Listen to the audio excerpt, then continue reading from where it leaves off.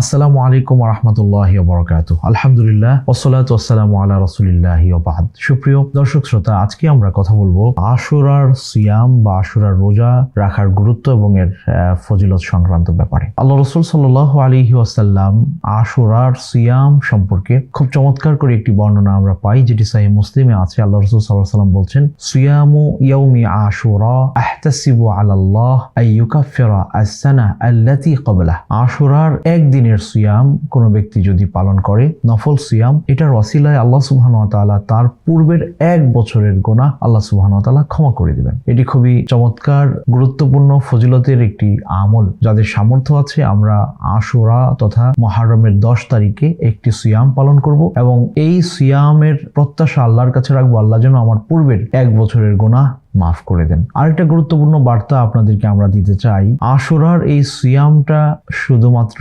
কারবালাকে কেন্দ্র করে যারা রাখেন, এই চিন্তাটার মধ্যে কিছুটা শরিয়াতের সাথে তাআরুদ বা সাংঘর্ষিক হওয়ার ব্যাপার থাকে। যারা কারবালাকে কেন্দ্র করে আশুরার সিয়াম পালন করছেন, তারা এই দিনকে শোকের মনে করছেন। অনেকে এরকমটাও বলেন যে তাকে যদি জিজ্ঞেস করা হয় যে আপনি আশুরার সিয়াম কেন রাখছেন, তিনি বলেন যে আশুরার দিনে হুসাইন রাদিয়াল্লাহু তাআলা আনহু তিনি খাবার পান নাই, অনাহারে ছিলেন, পানিও পান নাই, একেবারে কষ্টে পার করেছেন। ওই দিনটা ওনার জন্য খুব কষ্টের ছিল এবং শেষ পর্যন্ত তিনি শাহাদাত বরণ করেছেন। তো তার এই কষ্টকে জিয়ে রাখার জন্য, মনে রাখার জন্য, স্মরণ করে ওনারা রোজা রাখছেন। তো এটা যদি আশুরার সিয়ামের উদ্দেশ্য হয়, তাহলে আমরা বলবো এটা কিন্তু সুন্নাহর আলোকে এই চিন্তাটা যায় না। কিভাবে যায় না? আশুরার সিয়াম রাসূল সাল্লাল্লাহু আলাইহি ওয়াসাল্লাম নিজে রেখেছেন, তার সাহাবারা রেখেছেন, অথচ কারবালার ঘটনা ঘটেছে তারও পরে, অনেক বছর পরে কারবালার এই ঘটনা ঘটেছে। রাসূল সাল্লাল্লাহু আলাইহি ওয়াসাল্লাম দুনিয়া থেকে চলে যাওয়ার বহু বছর পরের ঘটনা ঘটেছে কারবালায়, আশুরার এই দিনে। তাহলে রাসূল সাল্লাল্লাহু আলাইহি ওয়াসাল্লাম